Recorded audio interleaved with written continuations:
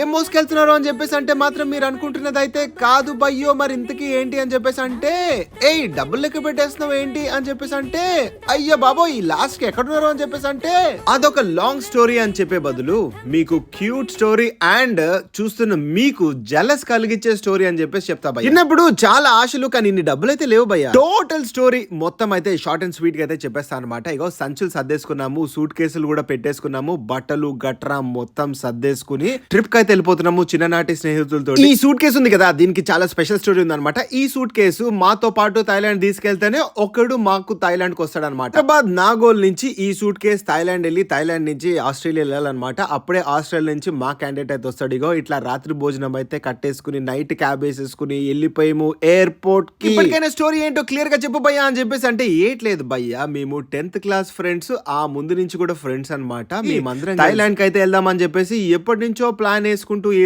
1 fine day ticket book చేసుకున్న తర్వాత plan చేసుకున్నాం అనమాట, వెళ్దాము అని. ఏంటి ప్లాన్ వేసుకున్నాక టికెట్ బుక్ చేసుకుంటారు కదా అంటే, మా పరిస్థితులు అట్లున్నాయి. మరి టికెట్ అయితే బుక్ చేసుకున్నాము, దాని తర్వాత అయితే థాయిలాండ్ వెళ్ళిపోదాం అని చెప్పేసి అనుకున్నాము. థాయిలాండ్ వెళ్ళే దారిలో మనం అయితే హైదరాబాద్ ఎయిర్పోర్ట్ లో ఫస్ట్ అయితే ఇడ్లీలు కుమ్మేసి, నలుగురికి శుభప్రదంగా అయితే పెళ్లిళ్ళు అయితే అయిపోయినాయి. కానీ మేమైతే బ్యాచిలర్స్ కింద అయితే థాయిలాండ్ వెళ్ళిపోతున్నాము. మీకు ఇప్పటికే అర్థమైపోయి ఉండాలి, పర్మిషన్ తెచ్చుకోవడానికి కింద మీద పైన కింద ఎంత పడ్డాము. ఇప్పటికే సగం జీవితం అయిపోయింది, ఇంకా సగం జీవితము మా భాగస్వాముల దగ్గర తాకట్టు పెట్టేసి వాళ్ళ దగ్గర నుంచి ఆ హామీని తీసుకుని అప్పుడు మేమైతే థాయిలాండ్ కి అయితే బయలుదేరామన్నమాట. ముగ్గురే ఉన్నారు, నలుగుడేడి అని చెప్పేసి అంటే వస్తున్నాడు ఆస్ట్రేలియా నుంచి. అయితే అల్లరి చేయలేదు భయ్య, మమ్మల్ని ఎవడో ఒకటి కొట్టేస్తాడేమో అంతకన్నా అయితే అల్లరి చేస్తాము. మొత్తం వీడియోలు చూసేయాలంటే సబ్స్క్రైబ్ చేసేసుకోండి, నెక్స్ట్ వీడియోలు చూసేసుకోండి.